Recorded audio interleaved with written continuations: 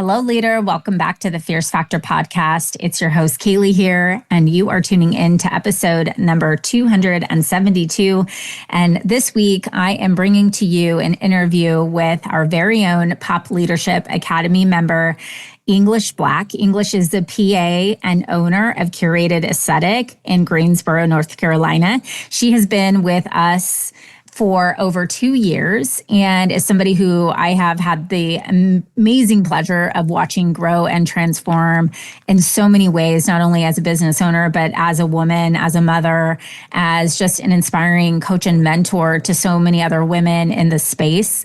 And she is somebody who is the epitome of infusing confidence into other people. She is a girl's girl. She is someone who she just like takes the punches and rolls with it and is like, okay, let's go. I'm going to get back up. And she's one of those people that helps you remember sometimes when you forget, who the heck you are and what you're capable of. And for that, she's been such an integral part of the growth of our collective in the Academy, I think, just as a community and also for me as a coach. And so I'm really excited for you to learn from English.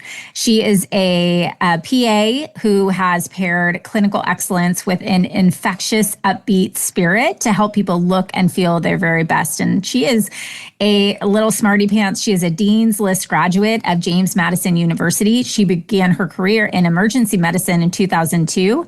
Quickly expanding into dermatology to build the comprehensive medical foundation she is known for today.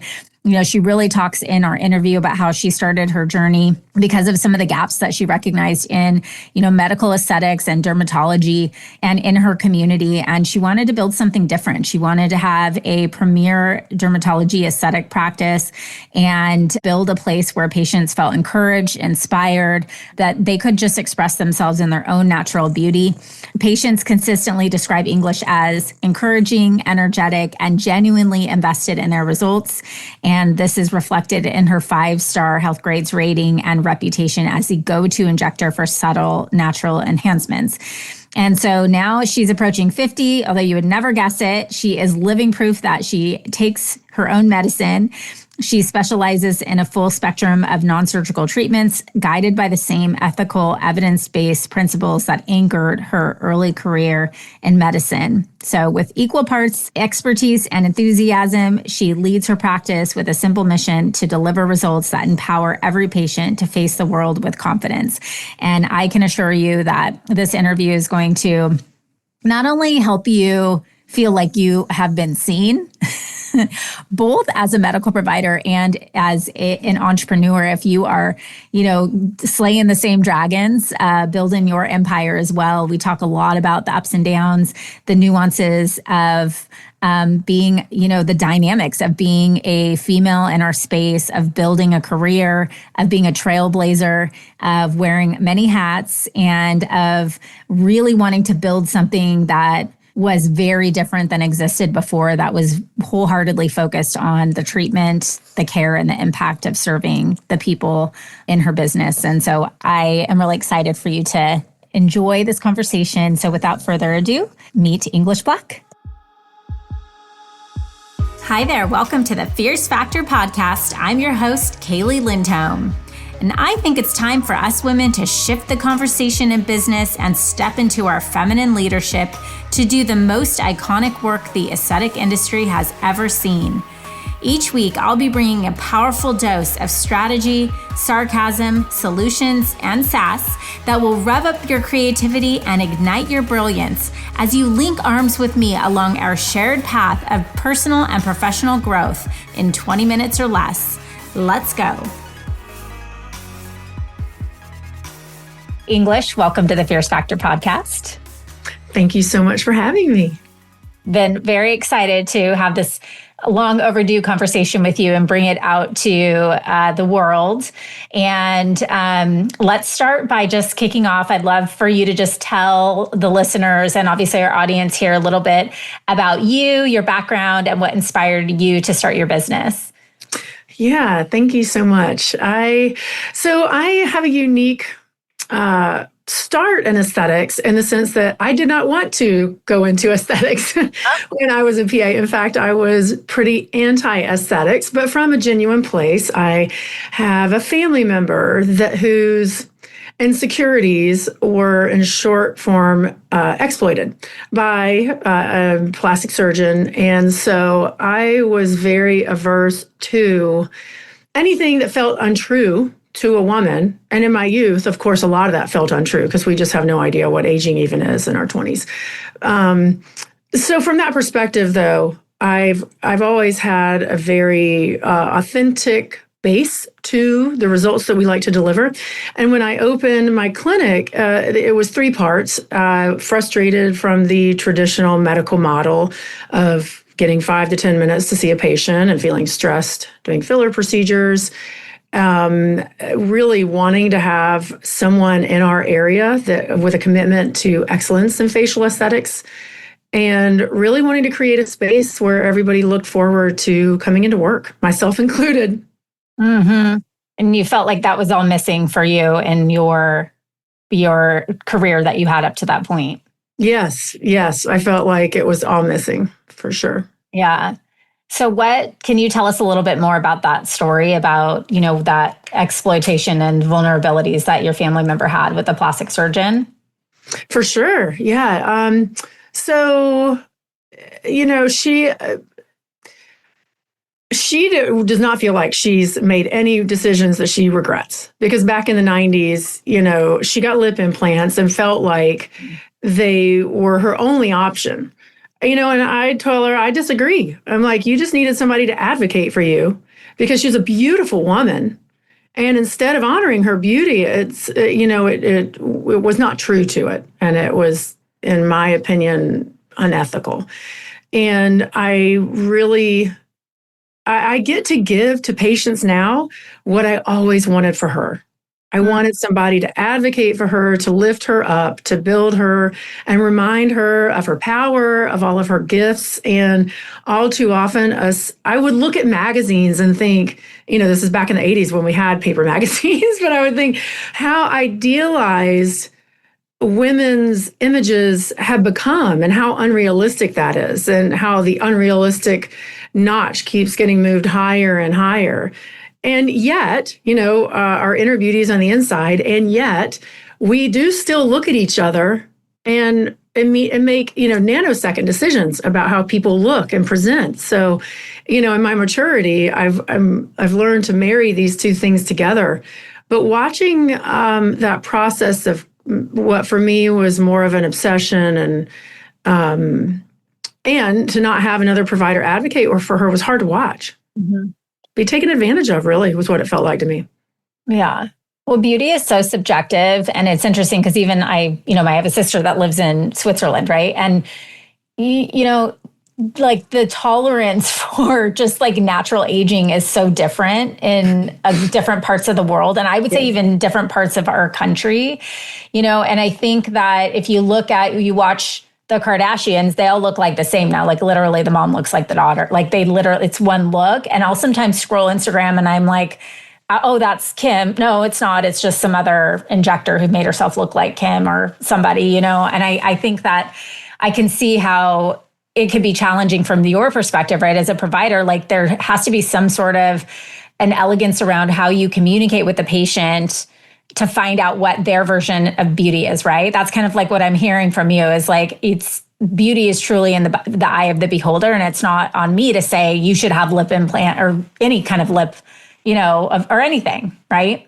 Right. Yeah. Because who are we? I mean, there might be something that you were born with that's a family trait that you really love. Maybe it's your chin or I don't know. And then by pointing it out that it's wrong is tough. And so I find it to be a fine line.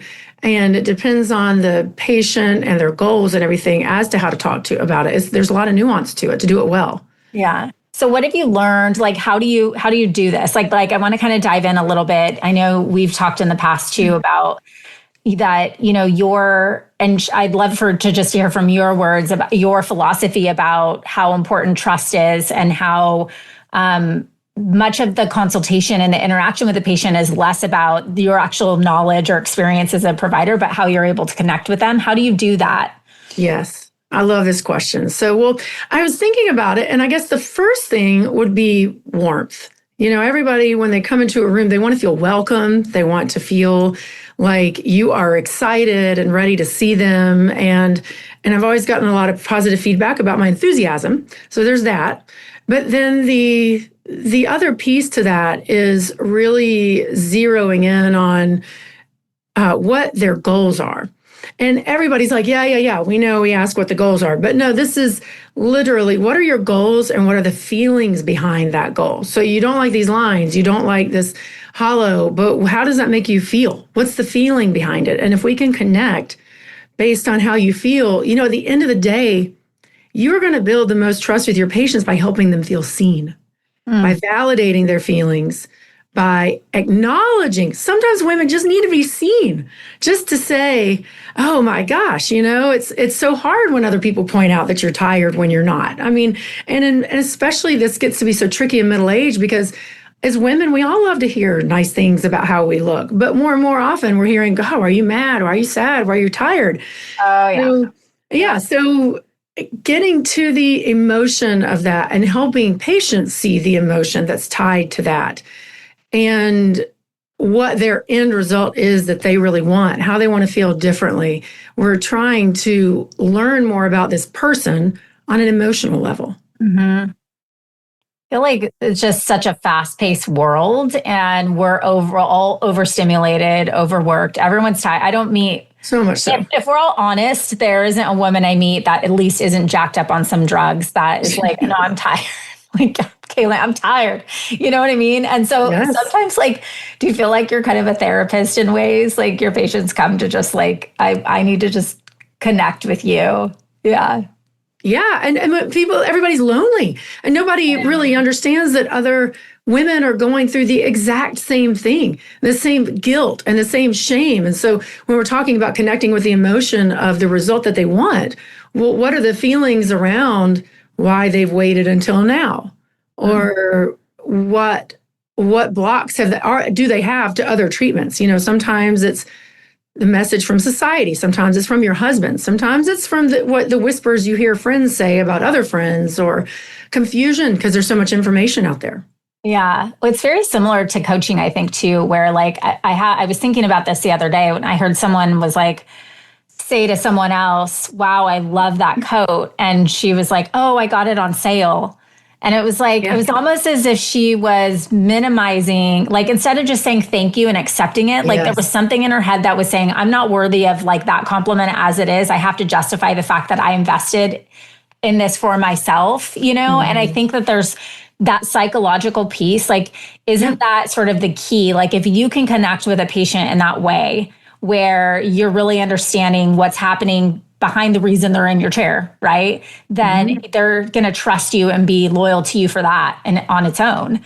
Exactly. Yeah. Exactly. And all the people that are afraid, that have so much fear or shame, a lot of the times they end up being the ones that embrace the most when we are able to connect in this way. It's really breathtaking. So how do you, just a practical question, because if I'm somebody that's hey, I'm running a business, and I only got so much time with this patient, and we're going to end up off on a tangent. How do you practically integrate those types of deeper level conversations into your appointment times? Is that something you think about? Do you feel do you ever get derailed from talking about the actual aesthetic plan, or is that not important because you're focused on what really matters?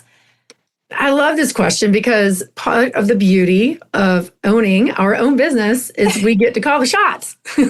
So when I created my schedule, I made sure I had plenty of time to do these things. And occasionally I'll run over, but for the most part, it depends on the person, but for the most part, on a first visit, we really zero in on what their immediate goal is. And depending on the person, we might be opening the doors for a general plan of recommendation. And it might be for that person that we're not going to do that day. And they'll come back for their follow-up to look at their results, because that's the big trust builder too. As we were talking about connecting with the feeling, it's also proof They need to see proof. If they are not getting before and afters, a follow-up, they may not see the value of the service that you've provided. And this is a really, really, really important part of your trust building. I, in my youth, used to think that I was doing patients a favor by saying, no, don't worry. If you don't come in if you don't feel like you need to. But the problem with that is if they're underwhelmed, but they forgot where they started and you don't point it out, they'll never know.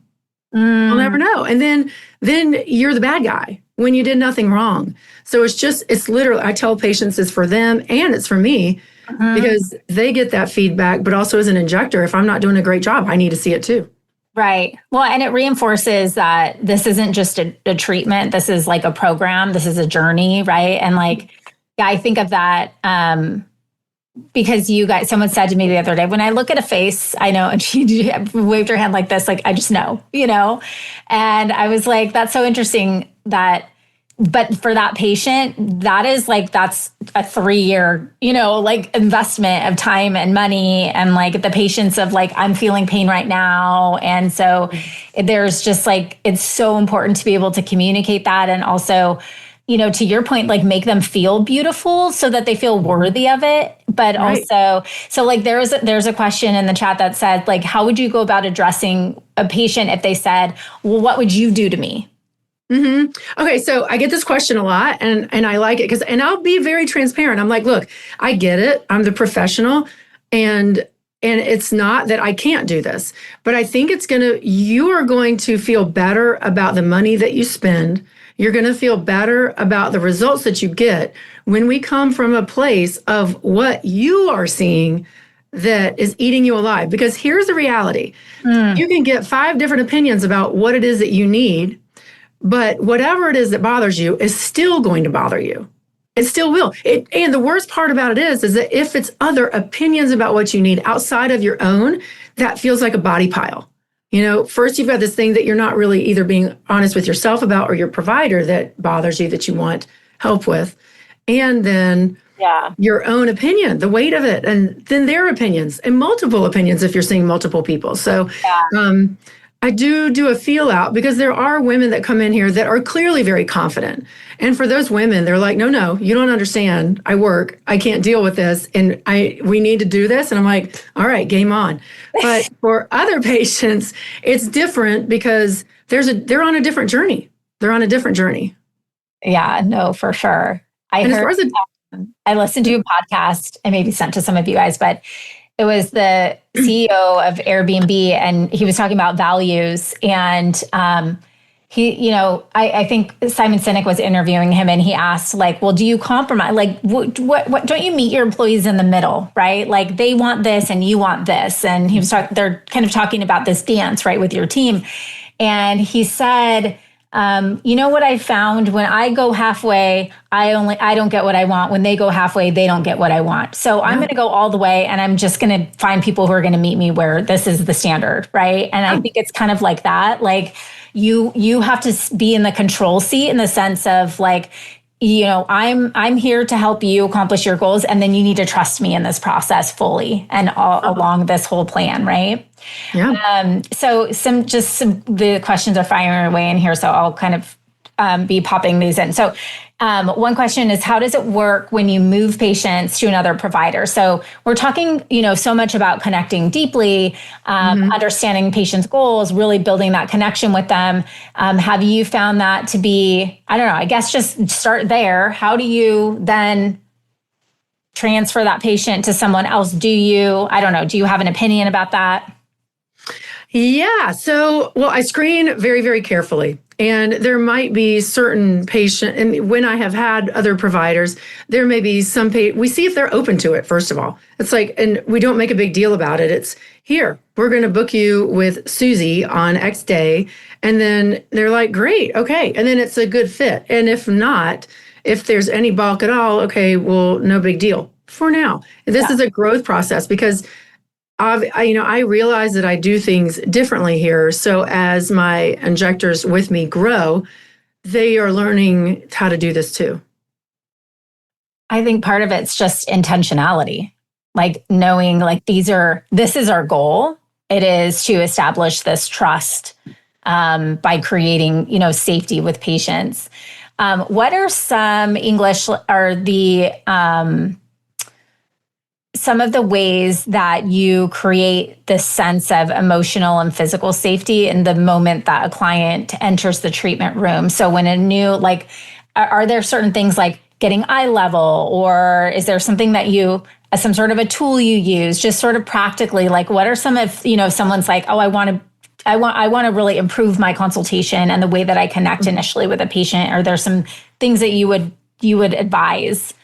I wish I could remember the source, but there was a great study that women prefer face-to-face consultations and men prefer side-by-side. Okay. It has to do with confidence and posturing, but men feel a little bit more challenged, I think, front to front, which is why they like side to side. And it's not that women don't feel challenged. It's just like they can make eye contact and connect with us. So for sure, if you're speaking to a woman face to face, if you're on a man side by side, and that would definitely that's always how I start with those different genders. Now, as far as the rest of emotional safety, every injector knows that we are also part-time therapists. And part of my time also goes into just, again, really seeing our patients and whatever struggles, sadness, grief, hardships that they're going through, acknowledging it, kind of feeling it with them and describing the feeling and what they're going through. And again, it's helping them feel seen in whatever way we can get them to help open up. Mm-hmm. It's pretty priceless. Yeah. How about going into that idea of confidence? And I know this is something you and I have had conversations over the past couple of years a lot about, developing, your confidence as a person that translates into everything else in your life. And, how has your personal journey around finding, and not to say you weren't ever confident, but finding the confidence in yourself in areas of, for example, building a business, right? In things you hadn't done before. How do you think that translates into the work that you do and the way that you instill confidence into your patients as a provider? That's such a great question. So as far as building my own confidence, this is we think that we built up and we're like, God, we're finally getting there. We're getting to this place. And then, bam, we're down a few more notches. And it's keeping that eye on the horizon and keeping the eye on how far we've come instead of looking at the horizon, which it's like looking at a sunset and walking to it. It never ends. Yeah. And so those goals and things that we move toward, it's never ending. So it's reminding ourselves constantly of the growth. And the reality is that growth is uncomfortable. It's messy. And when we're really doing good growth, it doesn't feel good. And I can say as a business owner that I have, after my first year and a half, I was like, wow, business ownership is really a mirror. Wow. Tell me more. Oh my gosh. Well, any doubts we've ever had about ourselves are reflected in what we are creating and inviting into our lives. And I had to come to the realization that I've been very passive. I have not really advocated for what I thought was right. I've had intuitions and I didn't listen. I did not listen to my intuition because I was rationalizing and thinking, and I had all these solutions and ideas, and I can make this work. I can make it work. I can make anything work. I'm a great problem solver, a provider. And that's not how it works. And it's been an important lesson in trusting in self-trust and learning that I can trust myself by listening to that intuition, allowing that intuitive whisper to get louder and louder has been invaluable. Now, I will also add that, and this is not a plug, but being a part of this community has been and I'm getting chills, but it's been the greatest, I don't even have the words for it, but it has been such a source of comfort and peace and belonging and community and support that as a solo injector, as a business owner, I didn't dream that I could have. This can be a very cutthroat industry. It can be, and business ownership alone is lonely enough, but it can be somewhere where sharing information can feel competitive. But you know what? There's plenty for everyone, and it doesn't have to be like that. And when we hold and lift each other, as you model so well, and every other member of KLC, it's just that our leadership retreats have been transformative for me as far as building my confidence, because you guys help me feel seen and help me see myself. Oh, thank you, English. That means a lot to me. Well, it's honest. It's true. Hey, leader, I know the journey to building your greatest potential can feel overwhelming. You're setting big goals, navigating resistance, and trying to stay true to who you are in the process. That's exactly why I created the Fierce Factor Society. This isn't just another membership, it's a launch pad where ambitious women like us come together to grow, lead, and thrive. It's a space to take those big dreams and make them real, step by step, with the support and tools you need to succeed. If you've ever felt like you were made for more but didn't know exactly which step to take next, the Society is your space to access the tools, strategies, and support to unlock your next level of leadership. Let's do this together. Visit klcconsultants.com/Fierce Factor Society to learn more. Can't wait to see you there. We are all high achievers, and we all are problem solvers, and we all took a huge leap of faith to leave an experience that we knew in our heart we could do better, and we didn't know what we were doing, right? And then when you hit that first roadblock, and then that same roadblock again and again, and you're like, what? You start to question and doubt yourself. Yes. And you think that there's something wrong with you. And I think, number one, it's less about, I always had this vision of community as like, rah, rah, like, sisterhood. And it's like, actually, no, it's like people challenging you to remind you who the F you are and to get up and keep going. Right. And it's like that if you don't have that support, you can sit and just in your emo, like sit in the fields, for way too long. I mean, it's true. It's true, because it is. So someone today, I was talking with someone and they said, yeah, entrepreneurship, if like someone asked, there was a meme or something that she saw and she's like, yeah, it said like, hey, do you think I should start a business? And the answer was, well, if you feel like you would like to chew glass for 3 years, for the first 3 years, like that's kind of what it feels like, and then, so yeah, it's like, it's just not sexy. But it's really cool to like be able to go through these experiences with people who can support you and pull you up through it, 100%. And just like we have to model the leadership that we want to be for our team. Yeah. We have to model the confidence that we want for our patients and the being okayness. And that's what, when you're asking me about the timing for this, I'm like, I'm going to lean into this. This is way more time than any other injector would ever spend with somebody. But I believe in this so much. And I exceeded any expectation I ever had. And I do not kill myself the way that I hear a lot of people do, because I'd far rather have a fantastic experience, connection, and result for my patient than I would to, create the assembly line. And there's different models, and that's okay that's just not where I am in life. Well, and also, like, first of all, thank you for saying that, because I think a lot of people are like nodding and like feel seen and like they just got permission to like build their business the way they want to. But I think we get into this place where all of a sudden we have to run a business and we're looking left and right and how to monetize everything around us, that we forget the whole point was I didn't want to have a derm, warehouse mill of patients coming in, where I'm spitting them out every 5 minutes. That was the whole point. Right. Was the connection, and like, we can. Yeah. Thank you for reminding me, English. Like, this is my show. You know what I mean? Like, this is your business. You can do whatever the heck you want. And I don't think that means that you're a bad business person. I think it means that you're an excellent entrepreneur who's taking leadership over you expressing the vision that you have for a different type of experience and filling the gap that you set out to fill in the first place. And that takes guts.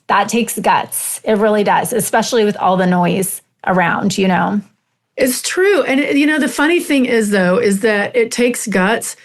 And I would not have even, you have to say it for me to be like, yeah, I guess it does. Because to me, when you're in alignment with what your goals are and what you want, it doesn't feel like you need guts. It's just what you're going to do. You just do it. And then you sleep well at night. It's such a great feeling. No, for sure. And I don't have it all figured out, by the way. None of us do. None of us, no one does, right? That's right. Even the people that look like they do. And then you get to a point where you're like, wait, those were the good old days. Yeah. Go back to that, and I think we have to learn how to constantly remind ourselves like why we're doing it, why we get up and do what we do, spend time in the space that reminds us and fulfills us, for like those specific reasons. And I think part of it's just making an impact and realizing that we're of service to other people. And I think that's okay for that to feel fulfilling for us as well. 100%. Okay, there's a question in the chat. I don't know if this is an open wound, so you can say pass. I'd love for you to talk about your journey with team and any big takeaways from things that worked and the things that didn't. Yes. So what did not work was ignoring my intuition. Period. Full stop. Okay, so let's talk more about that, because I think that is like one, a woman's gift, and two, the first thing that we like over, we just pass on and don't like pay attention to. Yes. Yeah. 100%. And the other, world rocker for me is I don't have to have a reason. And I'm still working on this. I will probably always work through this in my life to not feel the need to explain myself. But I've had whispers of every hire I've ever made, and I haven't been wrong yet. I've only been in business 3 years, so that might not be saying much to a lot of people. But, and they were very subtle things, just the way that somebody might talk. I'm like, that's unusual. That's interesting. And I'm going to keep an eye on it. And then what I've caught myself doing is rationalizing unacceptable action or behavior, and questioning my own sanity as a result of that. So would you be willing to share one example? Sure. Let's see. How can I? Yeah, I did. I had an employee who is this very charming and has a generous spirit. And we were like flying.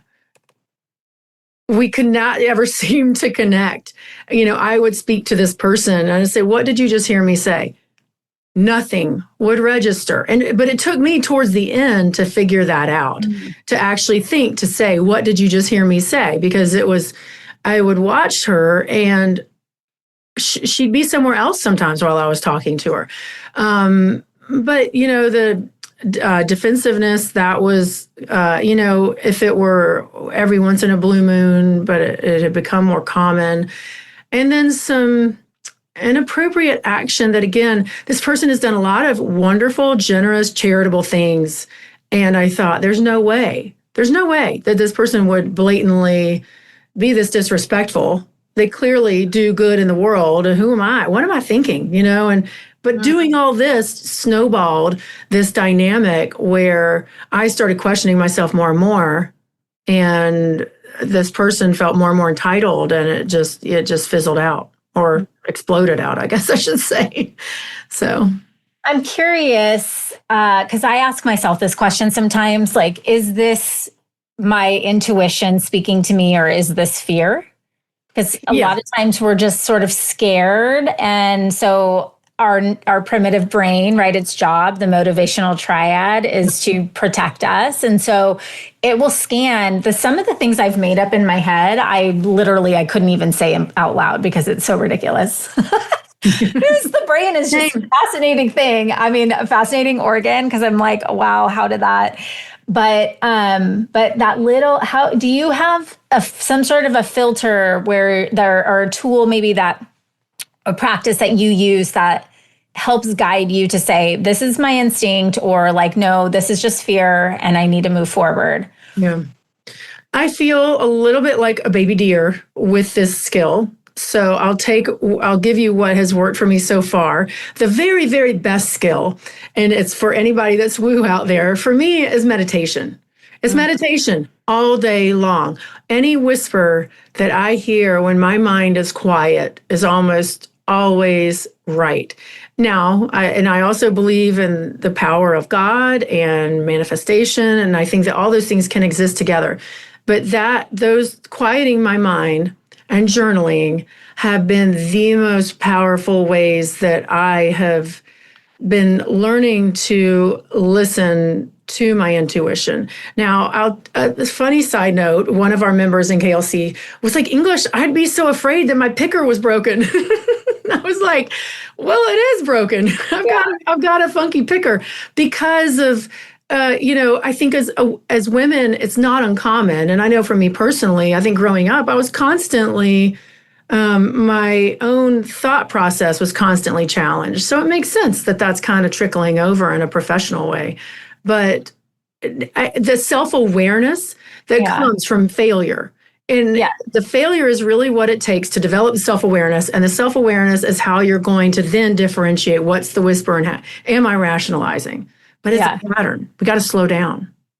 Yeah. No, I love that. I mean, it certainly experience brings, obviously wisdom, right? And I do think though, because, you sort of like, I don't even know if you heard yourself sort of discredit yourself that you're only 3 years in business, but you're at a critical inflection point. And I remember being there too, where you are hiring a lot of people and you are going through and trying. And, to your excellent point, sometimes you don't know what works until you just know what doesn't.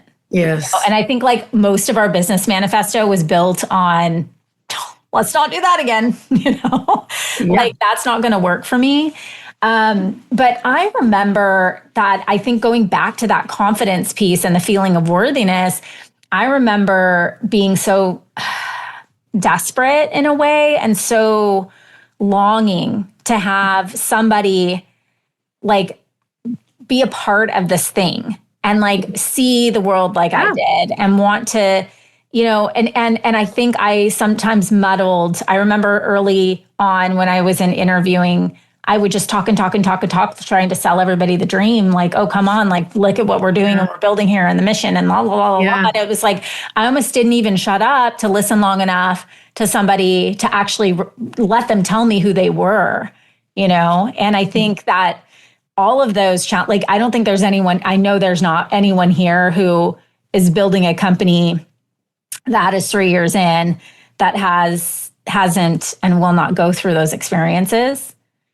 But the difference is, right, then how do you learn from that? And what are the takeaways that allow you to show up into those situations again, stronger and wiser and as a more capable leader? Yeah. How do we come back to be the more capable leader and stronger? And again, I think it's just failing. I read something the other day and they were like, if you knew if it was going to take you 10 fails to reach your goal, wouldn't you fail faster? And it's like, and just remembering that, there may be some people watching us, but for the most part, no one cares what we are doing. No one is living in our head the way that we are. And so you just got to do you. You just got to do you and think about what's important, prioritize, and keep putting one foot in front of the other. Yeah, no, absolutely. And I mean, and I think I have come into this a bit naive because the first full-time aesthetic job that I took, I don't think our business owners had any clue how lucky they were to have the culture that we created on our own. I didn't even understand how special this was until I opened my own business. Mm-hmm. But they had 5 or 6 of us in like a closet. It was literally like a tiny kitchenette.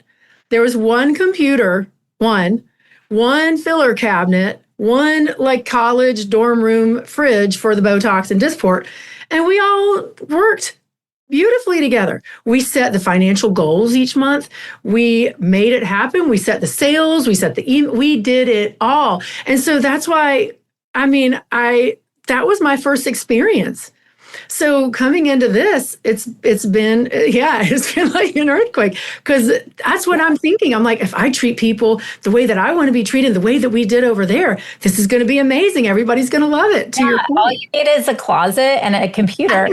I think this sometimes with my children because I'm just like, I watch kids who grew up with like complete like parents who are divorced on substance abuse, like cat hoarders, cats around everywhere, whatever, that turn into be like freaking superstars in life in spite of, and probably because of, right? Some people are like, how did I turn out like this with I have a girlfriend whose mom, she's just like out to lunch and she's like, I don't know how she raised 3 strong girls. And I was like, well, you had to become that, So I think you rise because of your circumstances. And so, I could on one hand say, well, they were doing something right to have 5 or 6 providers who were all just friggin' cranking in a closet, or you guys were just that badass that like you were going to find a way and you were going to create success for yourself in spite of the circumstances that you had. That's a great analogy because I use that all the time as like cultural stuff going on in our world and myself. I'm like, when you're thrown to the wolves, you become very capable because you have no other choice. You have to. Yeah. But then when everything is done for you, then you're like, Cooper keeps threatening to move out. And I'm like, well, I should just let him do it. Just go for it. Let's do Oh, man. So good. Oh, those years. Yeah. So we talked about business ownership, and I think it's such an interesting time in our industry where provider after, it's like business ownership is just growing exponentially, and more and more providers are seeing what, I don't know how we make it look sexy, honestly, because all we do is complain.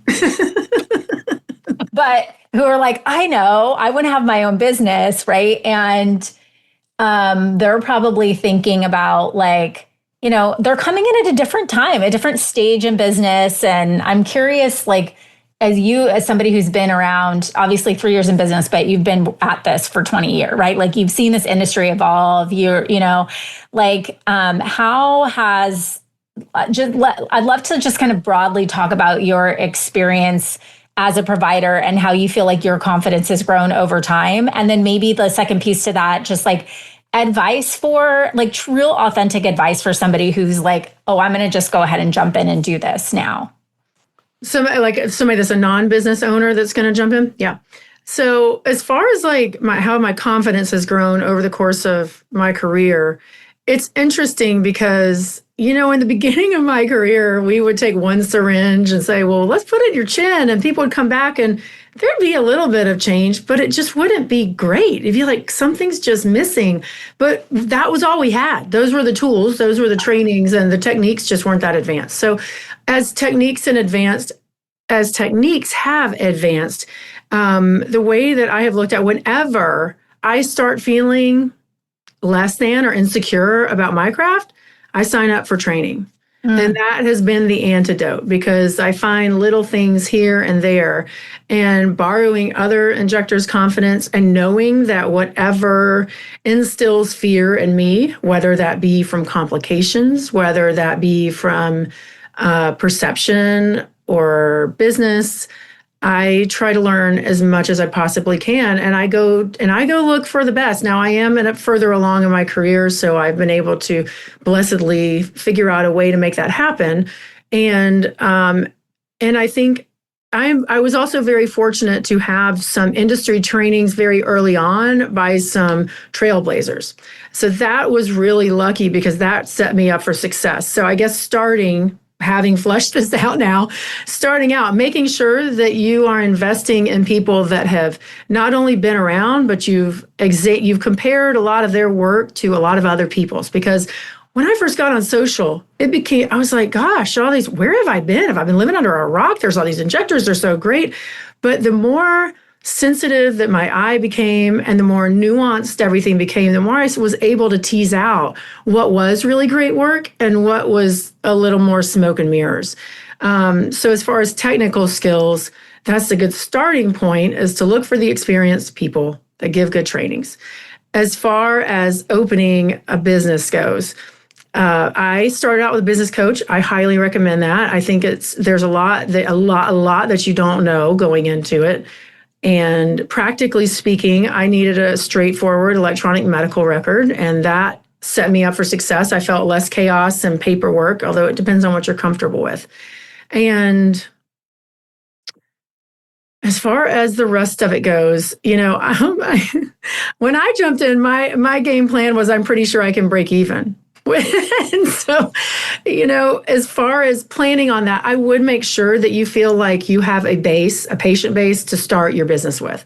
And be careful with non-competes, because although they might be difficult to enforce, the pursuit of them can create more trouble than it may be worth. So for any injector, you have to sign a contract. We have to be mindful of non-competes and keeping that in mind when you're opening your business. Mm-hmm. I love that. And what would you emotionally try to prepare someone for? Buckle up. Buckle up, girl. I was going to use another word, but yeah, exactly. But no, I will say these have been, I'll say, some of the very hardest years of my life personally. And they have also been some of the very best years of personal growth that I've ever experienced in such a short period of time. And having said that, I'm really proud of that. And I would say that it's a really special gift. As we talked about on a different call, we stepped into the arena. Yes. And you're going to show up or show out. And it's like, how committed am I to this? And then I think sometimes, it's like a bad relationship. Was it really that bad being single? Was it really that bad working? And it's like, no, I don't want to go back to that. I love what I'm doing. It's hard as hell, and I'm learning, and we're going to keep growing. Yeah. My husband has a chalkboard in the garage, and he changes the little quotes up there. No one says anything to him. They're just there. We never give him acknowledgement, but I think it's just for the boys to see or whatever. He tries to inspire. And the quote that's in there now says, "We don't value what's given to us. We value what we earn." And I was thinking, this week a bit about types of wealth, just kind of I was thinking about, been writing on tenets of a life first business and, what wealth is. And I was thinking about potential and accessing our highest potential and what a gift that is. Mm-hmm. And I think one of the types of wealth no one talks about is growth. And I think it's a need for us as humans. I think we have, what's the saying? If you're not growing, you're dying or whatever. Yeah. And so I think as much as we do complain because it's not as sexy as we like to think it is, or we're humans. So it's that again, or dealing with that. The alternative is we don't get to experience the essence of the human experience in such a profound way. It's so true, because you've got everything, you've got people, you've got connection, you've got the more cerebral portions of science and finance. And it's everything. It's everything. Yeah. No, it really and we get to model it for our kids. I read there, did anybody ever see that article about how mothers, and not everybody here's a mother, but how we're trailblazers these days, in the 50s, if your kids were clean and fed, you were considered a successful mother. But these days you're considered, you have to be the nutritionist, the therapist, the taxi, the counselor, and here we are as women working full time when moms didn't used to have to do that, and setting the example for them. It's such a cool place to be. No, it really is. And I think that too, for as hard as it is to deal with the turnover with team and, the emotional toll that it takes and the energy on mentoring. The energy investment. Yeah. And it's also I really do thank God, I'm that I was anointed that gift to be able to provide that kind of impact in life and opportunity for other people. So it's pretty special. I think everybody here, got the God wink, the little nod. So yeah. Definitely a special yeah. gift.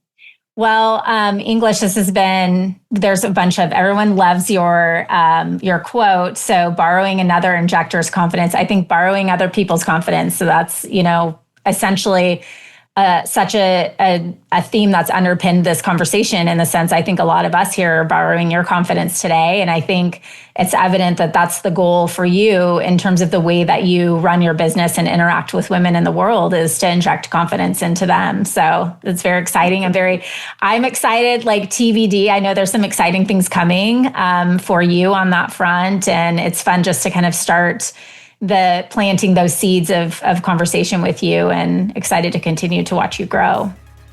Thank you so much for having me. This has been so much fun, and I appreciate you guys listening. Listen, leader, if you're vibing with me here, hang tight, because I have a brand new resource for you. You are a successful, confident, powerful woman who just isn't into being average. No, you have a calling, and part of that calling is requiring you to level up. And I know that if you're working to cross the next $1 million milestone in your business, you need to be in the right circles. And perhaps that's why you found us. I'd love to invite you to join The Blueprint, a weekly resource for inspired, provocative thinkers who are taking this conversation to the next level. Get access to free business tools, podcast supplements, guideposts, and direct communication with me and my expert team. And of course, a masterfully curated circle of women making big moves and disrupting the status quo in aesthetics and wellness. You can link directly through the show notes or head to klcconsultants.com/blueprint. It's time to elevate. See you there, goddess.